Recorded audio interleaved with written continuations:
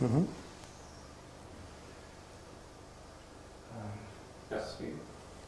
Okay. I'd like to take you back to the music you listened to when you were a child, especially blues and R&B. Can you tell us how old you were when you first heard those sort of records and what effect they had on you at that time? Well, I can't remember exactly. I think I was around 3 probably. But I was sort of too young to know what it was, so I didn't have a name for it. But when I heard blues and gospel, I mean, that's my earliest recollection about that age, but possibly before that even, you know. And you got to hear that kind of music because your father collected those sort of Well, yeah, well, he had the records. That was it, really. So I grew up hearing this, you know, and I didn't really know any different until, you know, much later on. You know, a lot of the much later on actually, because I think it was well into the 70s and 80s when I realized that, you know, people didn't grow up hearing this music, you know. Yeah. Because, I mean, presumably the kids that you knew when you were growing up in Belfast, they weren't listening to John Lee Hooker and stuff like that. No, but there was, you know, well, there's, you know, places that my father used to go, like, you know, a certain record shop that, you know, that sold jazz records and things, so I would go there. And I suppose that people heard of it peripherally through skiffle, because that was related, you know, like Lead Belly, Woody Guthrie, that kind of thing. So, like my friends at school would know it as that, not as the original thing, but as the, you know, skiffle version of it or whatever, you know. No, so it wasn't until sort of early '60s that you know, people started to take it on board. Or it kind of sort of was seeping into the, you know, consciousness then. Of the blues and R&B artists that you listened to around that time, which were the ones who meant most to you, and what was it about your music that you liked? Oh well, most of the stuff I heard was Joyce White. That was one of the first ones. Sonny Terry, Brownie McGee, Lead Belly. I think that my biggest influence was Lead Belly, I think, actually. But I don't think at that time he was called blues, or he was known as a blues singer. I think that he was more of a folk singer, and it was very, you know, it was broad ranging from blues, jazz songs, show tunes, and like country and western. So, you know, he had a very broad repertoire, Lead Belly. I think he had the most influence on me. What was it about him that you really picked up on, do you think? Well, just the whole sound, and, you know, the lyrics, the songs were very interesting. That was it. Yeah. The overall sound. Yeah. You know. What about, you know, the John Lee Hooker, Muddy Waters, people like that? But that was a bit later. I didn't see any John Lee Hooker. I mean, until like early '60s, it would be. I first got hold of a John Lee Hooker record. I think it was. But that also had a great impact when I heard him. That was like the second phase, I suppose, at that point. John Lee Hooker's Muddy Waters. I'd had Muddy Waters before that, before John Lee, but they sort of had the same kind of impact on me. Because there was nothing else like that kind of music. I mean, you compare that with the other music that was on the radio. No, there was also, well, the closest thing that I heard to that was an LP that Sonny Terry and Brownie McGee recorded with electric instrumentation, electric guitar, bass, drums, piano. That was like a band sound, and I heard that before I heard the Muddy Waters stuff, and it was exactly the same. So Sonny and Brownie had been doing this, you know, way before it became called an R&B band or whatever, you know, which was popularized more by Muddy Waters band, Howling Wolf and people like that. But they'd been doing that before, but it wasn't, you know, it wasn't sort of framed in that way, you know. When you got into that music more? I mean, apart from Muddy and John Lee, other artists that appealed to you? Sonny Boy Williamson? Oh, absolutely, yeah. Well, I heard Sonny Boy #1 first. John Lee Williamson. I heard his records first, and actually I think I was doing one of his songs in a band. Well, we went to Germany. We were doing some blues stuff, early '60s. Then I heard the other Rice Miller just shortly after that. The first single I bought was "Bye Bye Bird" by Rice Miller, Sonny Boy #2. Yeah, he was also. I mean, all these people were a great influence on me. All of them, you know. And they still are, you know. Yeah. He was a fantastic singer and musician. That's right. Yeah, and lyricist. Yeah. Particular songs that you stand out for you? Well, "Help Me" that stands out because I still do that in my set. I've been doing it since then with various bands. And there's one called "Lonesome Cabin," "One Room Lonesome Cabin." Oh, there's loads of them. "Fattening Frogs for Snakes," "Don't Start Me to Talking." So many of them. Yeah. And there's a lot of wicked humour in those lyrics, isn't That's right, yeah. So it was basically when you heard those John Lee and Muddy Waters and Sonny Boy Williamson, it immediately clicked with you that there was something there that you wanted to do and you could do. Is that right? Or? No, it was Leadbelly that clicked. That's what clicked was when I heard Leadbelly, and I was learning the guitar. I was learning from the Alan Lomax folk book guitar method, and this kind of it was called the Carter family style, and that was the style that they were.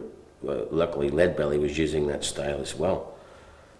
So I was learning from this book when I was listening to Leadbelly records, and he was playing the 12-string in a similar style. And previous to that, I'd heard Jimmy Rogers before that.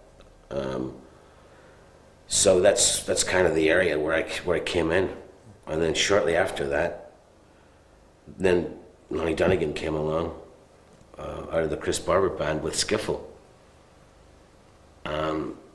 So it's kind of that's when everything. That's when I actually started to play. I formed a skiffle group then. But I'd be hearing this music and already learning this music previous to that. So it was, you know, it was just luck or something, you know. This was happening at that time.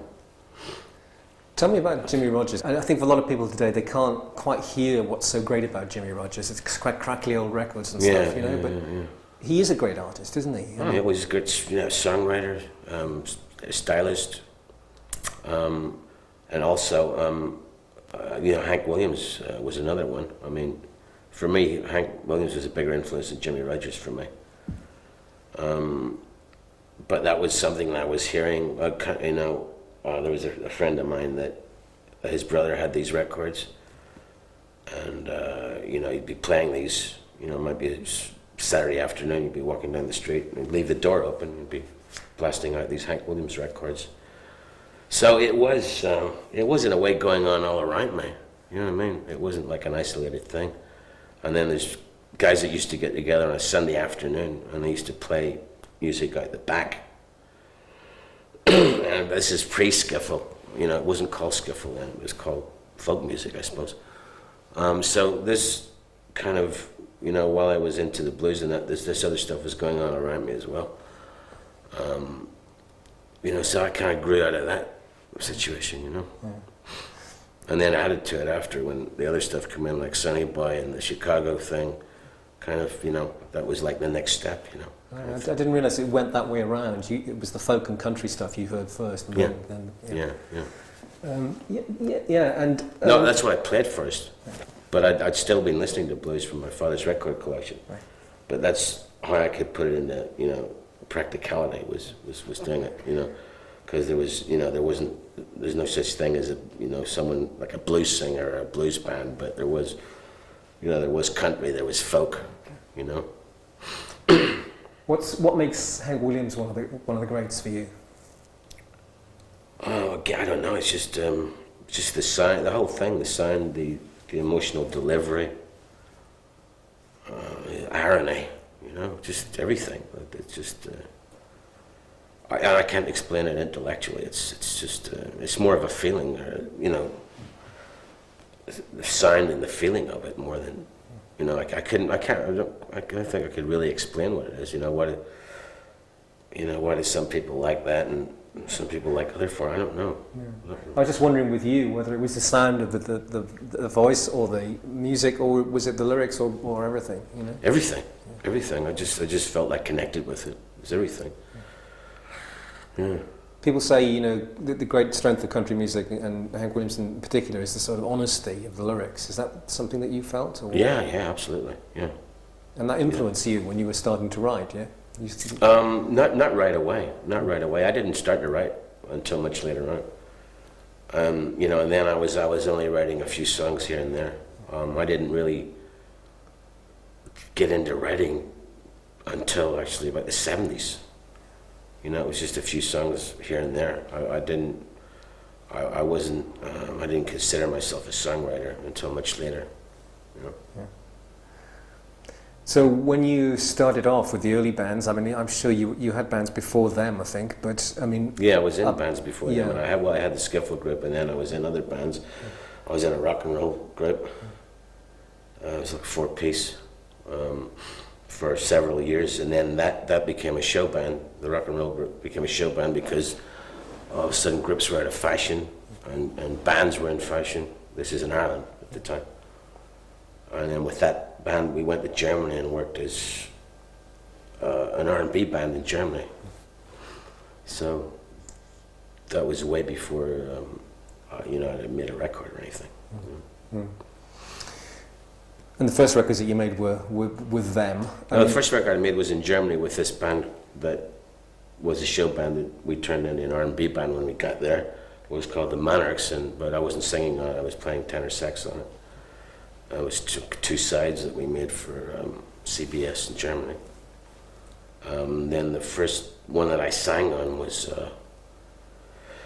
them's first single, which was a Slim Harpo song, Don't Start Crying Now. That's the first song I sang on.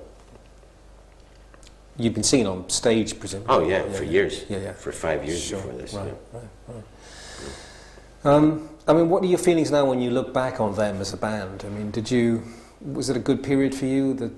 You had a lot of success, especially in America, and Screaming Girls. No, and we the didn't. Rest of it. Did you we not? actually didn't. No, it didn't. That's a myth. Yeah. There's a lot of mythology around this now, and a lot of, you know, the grass are seeing through rose-colored glasses in retrospect about this stuff, you know, which is kind of perpetuated by the people that write, you know, the rock magazines and things, you know. But then it wasn't like that at all. It was extremely hard. We didn't get paid what we should have got paid, this kind of thing. It was an extremely difficult period, to say the least. And it wasn't, definitely not pie in the sky, you know. No. But the first taste of fame and adulation and all that kind of stuff, I mean, how did you find that at the time? Well, I find that it was all based around, you see, the TV thing. You know, if you appeared on TV, you know, then you were famous for a couple of weeks or something until the next time you're on TV, you know, that kind of thing. But I find it that I didn't understand it at all, because like having been in a band before that, when we were playing in Germany, for instance, which was much more disciplined and a better group of musicians. Them situation, I didn't really understand. I think it was more about selling and marketing and image or something than it was about music. In fact, I don't think it was about music at all, as far as Decca Records were concerned. It wasn't. It was only, for me, it was only like about an 18th month to 2-year time period. And the band I was in before that, we'd been together for 5 years, so it was, you know. Yeah.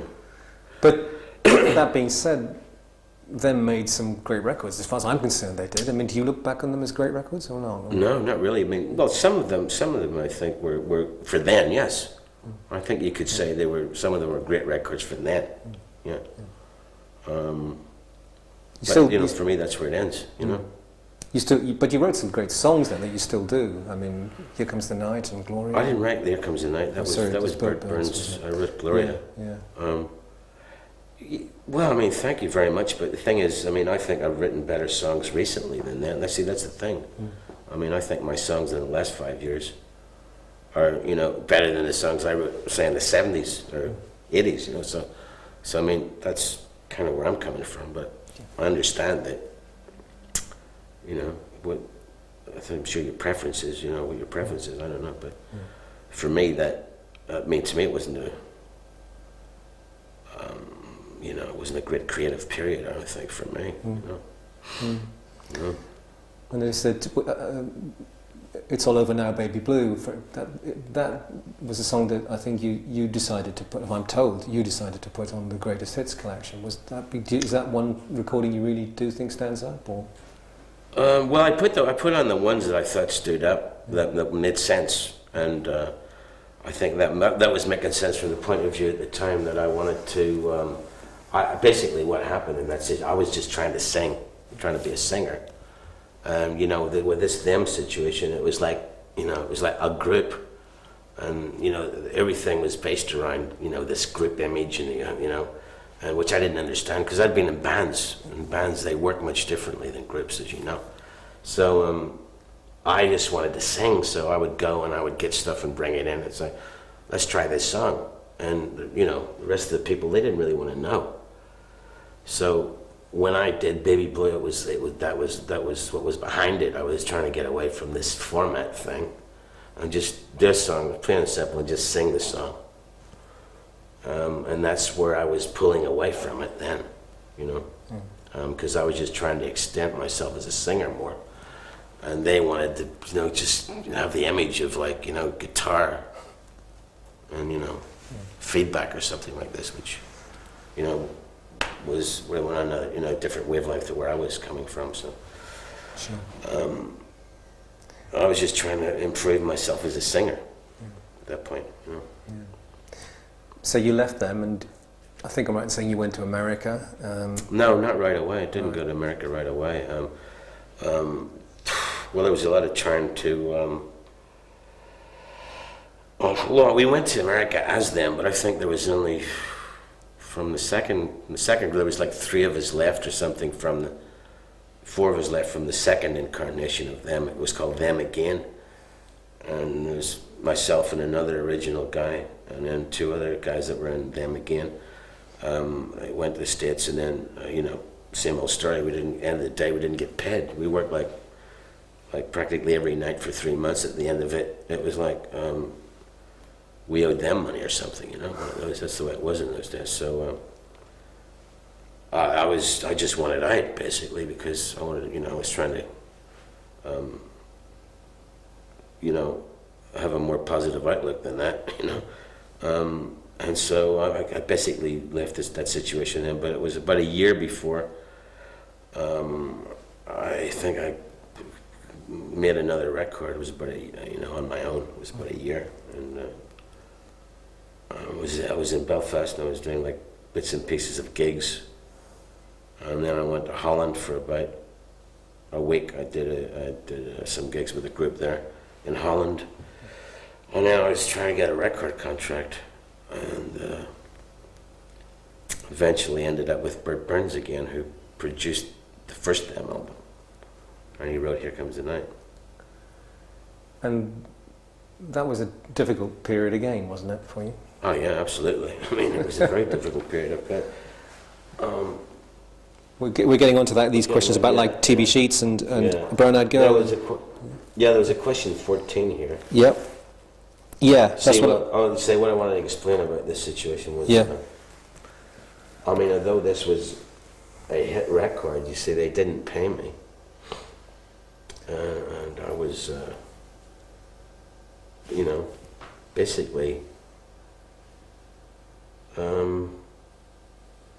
On the bottom after that, because this company didn't pay me and I couldn't get any money, and it was basically a nightmare, you know, because these people turned out not to be, well, like I explained it when I got there.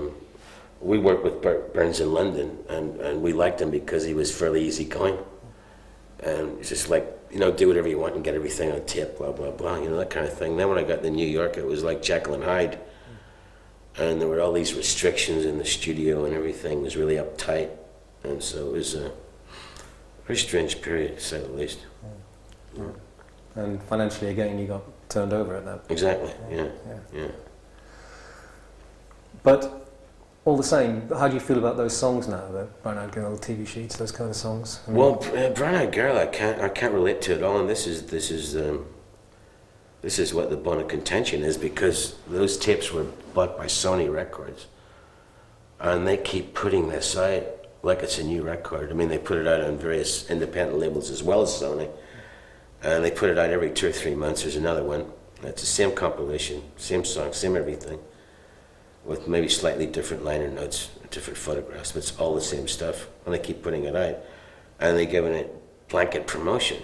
They give it even more promotion than my new stuff on Virgin. You know what I'm saying? So, I mean, Brown Eyed Girl was, that was then. And, I got, the thing was that it was, wasn't even something that I was doing in my repertoire. I mean, 1 or 2 years later, so, I mean, I just can't relate to that now. I mean, I can relate more to TV Sheets, for instance, something like that, because it's a different framework. And it's a different type of song, and it's like with blues, which has gotten like it's more, universal. But Brown Eyed Girl is a pop song. It's not the best song I've written, and it seems to be the thing that, people are remembering me by, and it's really bizarre, because as far as songs go, it's not my best song. I've written much better songs, so it's sort of ironic that I needed that then, at that period of time. I really needed that. I needed the exposure, I needed the money, I needed all of that then, and I didn't get it then, but I certainly don't need it now. So, Brown Eyed Girl is definitely a bone of contention for sure. Yeah. Well, let's move on to a happier, I hope, phase of your career, and certainly a record I would imagine that you're a lot happier with. I mean, it's my favourite record ever, but I mean, Astral Weeks. Yeah. I mean, can you tell me how it came about? It had such an unusual sound. How did you arrive at that sound? Well, that came about because it was getting harder and harder to work with Bert Burns, and the fact that they weren't paying me. They were basically paying my expenses. That's it.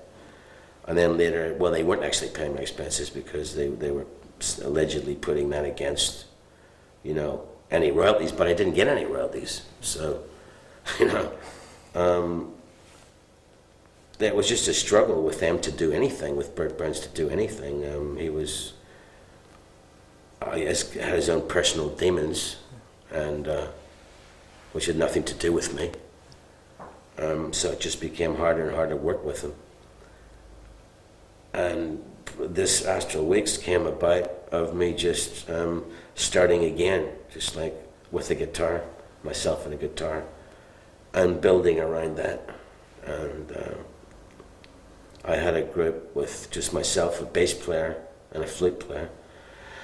And that's, who I was experimenting with the songs with that format. So it came out of that. And then after several wrangles to get away from Bang Records, which was Bert Burns' record company, I got a contract with Warner Brothers through another production company, an independent. So I wasn't signed directly to Warner's. So by the time I went in to make the record, I had a lot of this stuff.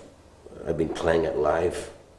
I was lucky to get some gigs, like small-time stuff. For instance, I played at the Scene in New York. I got $75 a night, all in. That's everything. That's paying the band, getting a taxi, the whole thing.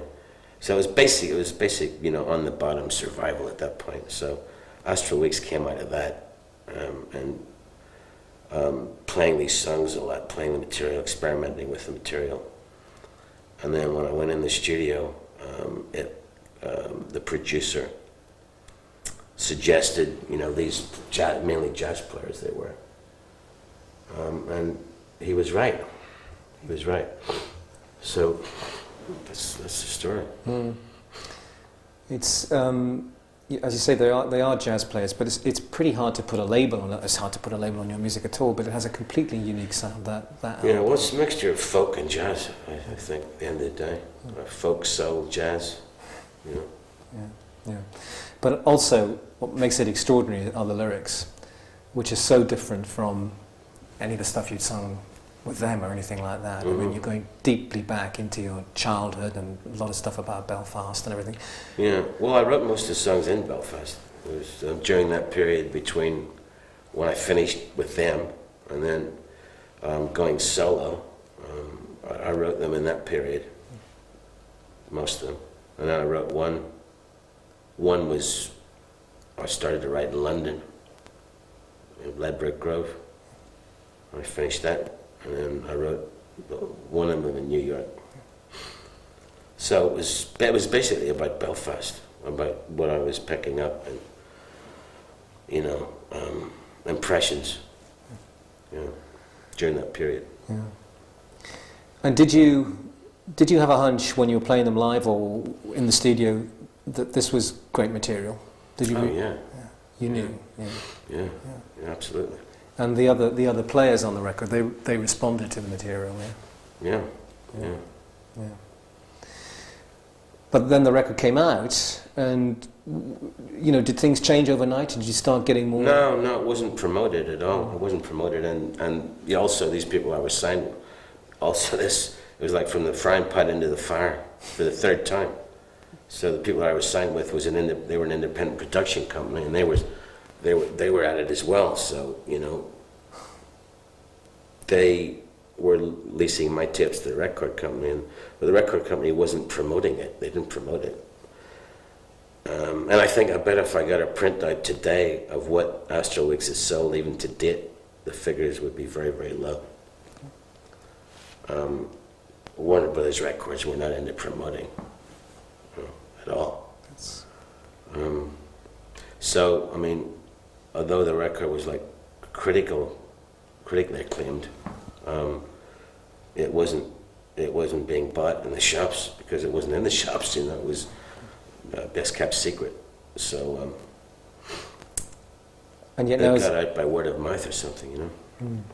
Yet now, as you rightly say, not only critically acclaimed but regularly voted the greatest album of all time. Yeah, that's right. Yeah. You know, it's there's an irony in that, isn't there? Definitely. Yeah. So let's move on in your career. I mean, tape change, yeah, nice and quick. Is this okay?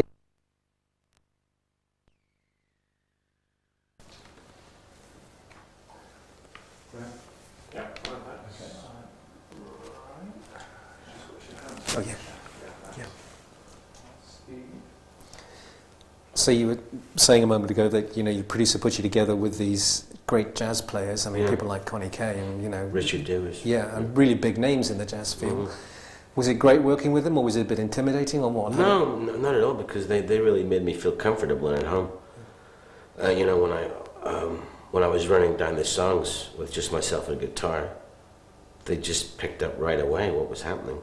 I suppose because they had such experience they had.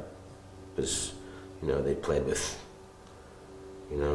Connie Kay, they'd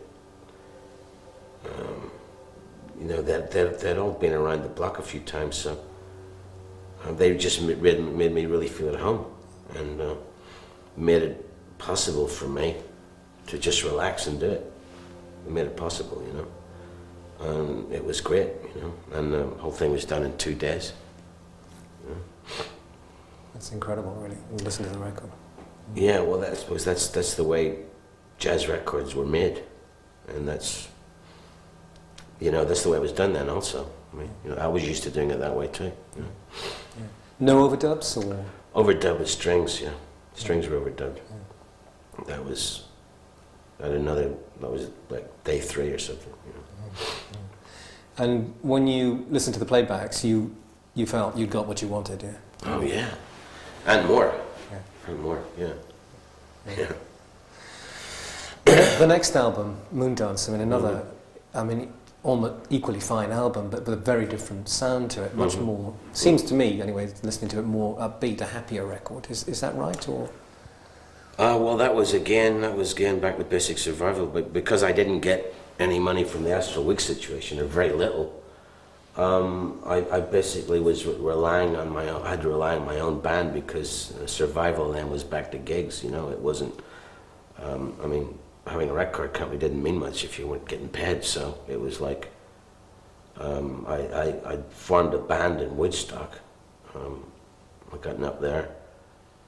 And that was the band that I used on Moondance. I had started this project before. I actually started with Richard Davis, the bass player, who was the bass player in Astral Weeks, and I started that project with him.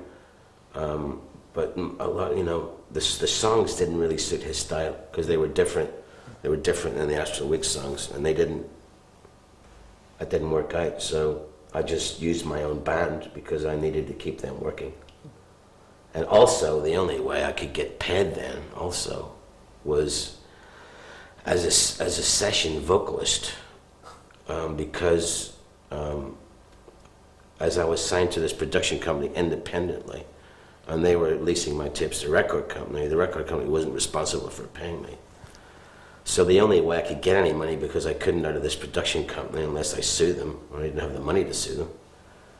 And the lawyer that I got to try and sue them, he took all my money and then told me that, we can't sue them. All the money I had, which was like, $100 or something. So then I had to get, put myself on the sessions as a singer. I had to go through the singers union, and that was the only way I got paid. So if I went in the studio for, like, say, two sessions in a day, then I put in for 2 sessions, then I got paid for that. So that's the only money I got, right? So basically, I just used my band that I was starting to do small gigs with, this band from Woodstock, and that's the band I used to record Moondance. As you say, the songs were a different feel. Yeah. Much more R&B-ish. That's right, much more R&B. Yeah, that's right. Why did you decide not to carry on with the Astral Week style? I don't know. I would have liked to have continued with that, but the songs weren't coming in that framework. Yeah. It's again, I think a fantastic record, and from beginning to end. But which are the tracks on it that you particularly like, looking back on it, and the title track presumably? No, not really. It's not one of my favorites. I mean, I think again I find it difficult to relate, because I thought that was good then, and it's a good album. But I can't really relate to the songs anymore. I mean, one of the songs is being used in a campaign now in the States, with some sort of campaign. I give them permission. Brand New Day, off that. But I just find it hard to relate to this stuff now. Does that go for the rest of your 70s stuff, really, or is there some of it? Yeah, most of it. Very, very little of it I perform live. I can't think of any that I perform live now. I know Bobby Bland just recorded Tupelo Honey, for instance. I mean, that was... Yeah, well, I didn't really know what to give them. I really should have given them one of my new songs I've just written. I realized after we'd done it, but there wasn't a lot of organization going on that day. And someone suggested that, and I realized, well, why am I going this far back? I've got some great new songs I could have put them on. So, that's what happened there. Just generally in the 70s. In America, I mean, you became, to the outside world anyway, a big star for the first time as a solo attraction. Did things get better for you, financially, or was it still the same? Well, they get better in the late 70s. In the late 70s when they got better, yeah. When I actually was signed with Warner Brothers Direct, so I had to sue these people that I was signed with, and I got management, so they helped me sue this production company, and I think it was settled out of court, and I got out of that contract, and then I signed with Warner's Direct, and then after doing several records with Warner Brothers Direct, then I started to get paid. when I became my own production company. That's the point I started to get paid. And I suppose round about that time, I mean, well, in the mid-70s anyway, you recorded Reed on Fleece, and I think that was in Ireland, wasn't it? You came back. Well, I think that was trying to get back the Astral Weeks. I think that's what that was all about. Yeah. Yeah. Yeah. But, I mean, for the first time, as far as I was aware then, there was an Irish folk element strongly audible in the music. Yeah. Did you suddenly start getting into that music, or had you always... Obviously, you'd heard it growing up, but... I mean, yeah. No, I didn't. I don't know. I mean, it could have been unconscious. I mean, a lot of it, I don't know why I did it. I mean, didn't seem to be. It just seemed to be a good idea at the time, or something, or things were developing that way. I guess there was no specifics. I didn't. I just wondered whether you felt that perhaps the music that you had been making had been in danger of sort of, becoming too... rigid.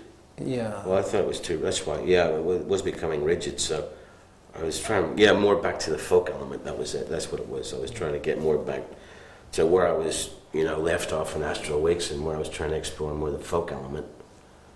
Because I hadn't done that for a while. And... I was just getting fed up with the record again, and everything having to be a production, I have a tendency, you see, to burn things out very quickly. So, for instance, like when I did Moondance, we'd already been playing a lot of that stuff live. In fact, a lot of it developed in the studio out of what we were doing live. So it's a matter of wheeling the band in and recording what we'd just done on a gig. So, consequently, what happens is, I just burn things out, and I do a record, and I play it, and I play it, and I play it for that time period, and then I just burn it out. And then I go into something else, and then I burn that one out. That's kind of what I do. I've got the attention span of a flea as far as that goes, so I don't really like doing the same thing all the time. I like to keep it moving and keep it changing.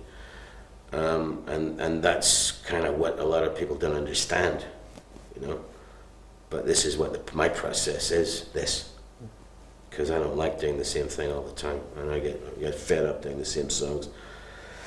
So I think after that, when I recorded that Reed and Fleece, I was just fed up having a band.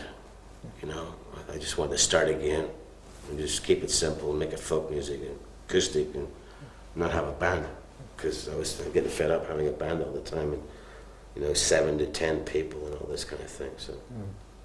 Well, almost an orchestra, really. You were touring with a really big band, weren't you, just before that? Oh, the one I recorded with, live, I recorded live with strings and all that, yeah.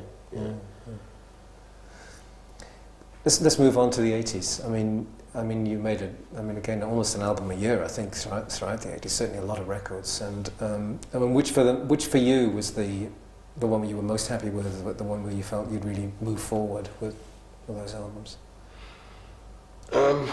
When in the 80s? Yeah. So Common One onwards, I suppose, really. Okay. Right. Well, I think Common One was good. That was good, because that was. Yeah, I think that was going to. I think I had a direction then. I had some sort of direction, and that was good. That's the only one that sticks out, oddly enough, from there. Yeah. Yeah. Not Poetic Champions or. Oh, that as well. Yeah, in a different way. Yeah. I remember Common One because it was all done in the south of France. At one place, and it was done very quickly. Also, within a couple of days, all the tracks were done. And there was some kind of. It had some kind of vibe, for want of a better word, about it. That's still relevant, And also the other one you mentioned, Poetic Champions, that had a vibe too, but in a different way. I started that as a jazz instrumental album, There's still a couple of tracks on there that are. And then I had 3 instrumentals, and I realized, well, I'm not going to get away with a whole album of instrumentals, so. Tried to do songs. I think that you play saxophone a lot on that record. That's right. Yeah. That was something you started doing really in the 80s again after. I started from time to time. I start doing it, when I'm trying to get my chops back together. And it's a matter of playing all the time. and I'd gotten more into playing at that period, you know. Yeah. Let's talk about singing. I mean, how difficult is it to kind of learn how to phrase things and know when you've got it right? I mean, is it something that's completely instinctive to you, or do you think you've learned as you've gone along to do that and get better at it? Well, I think it's instinctive, but you also learn and get better. You know, yeah. How do you learn? You listen to other people, or you listen to yourself? No, well, what I had to do was break the boundaries of what, you know, the influence. Like, I had influences when I started, you know, and then I had to go beyond those and actually, you know, break them down, you know, or in a way negate them or whatever, and go around it, you know, just approach it a whole different way. And like, my influence would be, say, from the very early influences, I say, you know, lead belly, country music, folk, through to singing wise would be Sam Cooke. I think that was my last influence as a singer would be Sam Cooke. But then, you know, I went further than that in my own way. I went further than that, and phrasing and going in a different, coming from a completely different direction. So I think that's what it was. I mean, even though I didn't know what I was doing at the time, you know. Bobby Bland, was he an influence on you? Oh yeah. But as far as actual singing style goes, Sam Cooke. But Bobby Bland was also a big influence, you know. But I'm just saying the last, you know, influence that where I was influenced by singing style, you know, it was Sam Cooke. Which is, but I was influenced by Bobby Bland more like on a soul level, you know. And Ray Charles, of course, Ray Charles. Fantastic artist, yeah. Yeah. I mean, how do you think you've changed as a singer from the days of them to now? What do you think? How would you put the change? I mean, there's no comparison at all. Absolutely no. I mean, there's not even any comparison between what I was singing in the '70s, for instance, you know, to now, because my voice changed. It got deeper, and I only know this in retrospect. In the '70s, I was singing in keys. Because I mean, the people I was working with were suggesting these keys, for instance, that I was doing. Like, piano player would say, "Oh well, let's do this one in E flat," because he liked E flat. So, you know, it was only years later I discovered that I stopped working in some of these keys, and I wasn't going as high, and my voice got gradually, you know, lower. So I you know, I don't sing anything like I was singing then, you know. Yep. Celtic folk and blues music. Is there a kinship there, something at a deep level, do you think, where there's a feel that's common to both of them? Or? Well, I don't know if there's, I mean, there's a kinship, definitely. I mean, as far as, you know, feeling-wise, there's a connection, definitely. Say between, you know, Celtic, country, western, blues. I mean, someone once said that, I mean, country music was Irish music speeded up, you know. But there's a connection, and actually, I'm probably not the best one to demonstrate it, but I actually saw this demonstrated by Alan Stivell, a harpist from Brittany, where he did a 10-minute lecture on you know, music coming from Brittany and ending up in New Orleans, and in between. So there is a definite connection, but he's much more adept at explaining this connection. Sure. This spirituality thing, I mean, again, it's one of these things that critics always go on about and so on, but I mean, they say you're on a spiritual quest. That's been written Yeah. many times. I mean, is that how it feels to you? Is that true? Well, not today, but I think I was then. And that's the difficulty with this stuff. You know, when you record something and then, you know, that's supposed to be set in stone, and it isn't, because one moves on. And I think then I thought I was on some sort of spiritual quest, you know. Yes, I did it, but I don't now, you know. And I don't have the same, I don't have the same beliefs. I don't have the same naivete that I did then, you know. Yeah. You kind of went. It seemed that you went through a number of different interests spiritually. I mean, I think Scientology was one of them at one point. Well, no, that wasn't a spiritual interest. Scientology was purely practical. It wasn't spiritual for me. See, that's a subject that you can make it what you want it to be, because it's a broad subject, and it includes a lot of different. I mean, if you want it to be spiritual, it can be. I wasn't looking for that. I was looking for something else. So for me, it was much more a practical thing. But I had been reading other spiritual material at the time. And inevitably, that does then feed through into the music. Yeah, I mean, you can see that happening. Definitely. Yeah, well, it did for a while. Yeah. For several years, it bled through into the music for several years. Yeah. Let's move on to your 90s output then. I mean, again, would you like to single out an album that you think you're really pleased with, that hasn't been perhaps given as much 90s? attention? Yeah. The last 6 or 7 albums, say. Okay, well, I think a lot of the songs from The Healing Game, and also Back on Top, I think, is like, I mean, it's only, well, was released a year ago or something, and it's still where I'm at. So I think that would be my latest statement, would be Back on Top, and it's still basically where I'm at, you know, spiritually, mentally, whatever. And some of the stuff off The Healing Game. And before that, the one I did with just Georgie Fame, which we did for fun as a side project, called How Long Has This Been Going On? That one. That's a good record. Yeah. The records you made with the Chieftains. I mean, were you?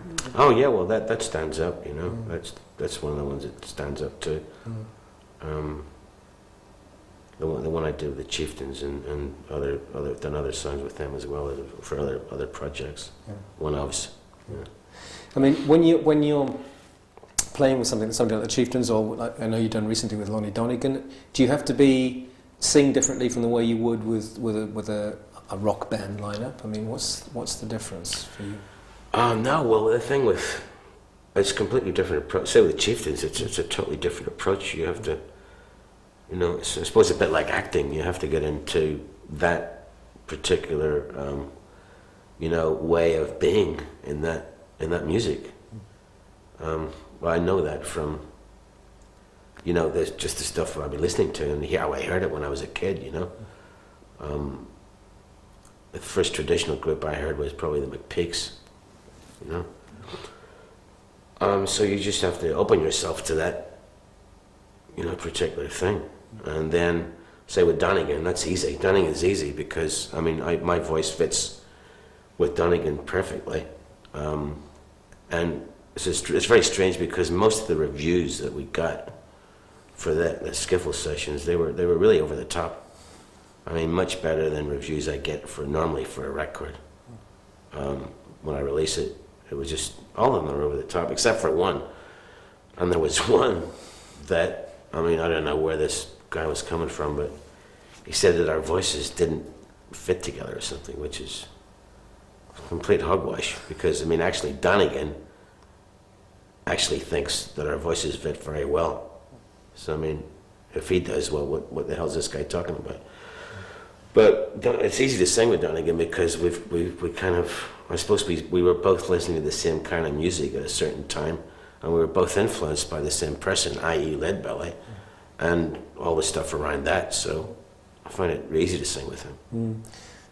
For a long time he was written off as being a bit of a joke, I suppose because of the novelty records that he did. But, that's it. You know, he was an important figure, wasn't he, for a lot of people? That's it. Yeah. Well, that's it, and you know, and the thing is, you know, that he is a good singer. He's still a good singer. And he's probably better now than he was then, you know. But it's all a preference, you know. And like that's a side project, and some of the things I've done, you know, try to get away from, you know, my mainstream stuff by doing side projects like that, you know, or like the Chieftains, you know. This, we come to the end, but this singer-songwriter thing, which, you know, began to be all the rage in the early 70s. I mean, when people started talking to you about you in that way, did you feel part of that? Did that seem a good? I mean, obviously, on one level, it's an accurate description, but is it a pigeonhole? You know? Well, I think that was the propaganda at the time. It was at the time the propaganda, and I suppose for someone that'd been like confined to like a role in a group, it was great then to be called a singer-songwriter after being in prison in this group situation, you know, where it was more like it had to be an image or something. So that was great for a while, but then that became, like you say, became a cliche, and it was good propaganda for a while, but then I realized, well, no, I'm not really that. I mean, I am, and I'm not, you know, it's a bit like I'm more like Bobby Darin than Bob Dylan, if you want to put it that way, you know what I'm saying? Because I do the lot, you know, sure, I write songs, I'm a singer-songwriter, you know, I do other people's songs, I do jazz, blues, folk, you know, go as far as doing Sinatra, whatever, so, you know, I'm closer to Bobby Darin than I would be to singer-songwriter, even though he was also a singer-songwriter, so, you know. Sure. Because at that time in the 70s, people would group you together with some pretty unusual people. That's right, exactly. That you probably didn't like being compared to. Mm-hmm. Yeah. Well, we got to the end of the list of questions, okay. And we've covered a lot more than that as well. Yeah. So it's really intense. It's certainly a moment to stop and think. Yeah. I mean, anything you'd like to say that that you? No, I think there's probably more there than we needed. Yeah. I mean, that was. Yeah. Maybe I said too much. You know? No. Listen, you can never say too much. I mean, you know it'll be edited and everything, Okay. but you know. I don't know whether. We've got some fantastic stuff for the second programme. I thought at the beginning while we were warming up, perhaps we didn't do justice to some of those early people, those early artists. I don't know whether there's anything more you'd like to say about Lead Belly or Jimmy Rogers or Hank Williams or anything like that. I mean, you kind of said what you can say, really. Yeah. I'll just throw some other names at you that I know we're going to be covering in that programme that we haven't talked about. Big Joe Turner, anything? Does he feature in your? Yeah, well, I like his songs. Yeah. As a major influence, I don't know. I think I've given all the major influences. You have, yeah. And also you mentioned Bobby Bland, which has been, you know. Yeah. And Ray sure. Charles, you got those. Sure. So. Yeah. Well, Good. I think we've done it, really. I think we've done it. Yeah. Good. Well, it was a pleasure talking to you, man. Thank you very much. It was great. Nice, thanks. I really enjoyed that. Thanks a lot.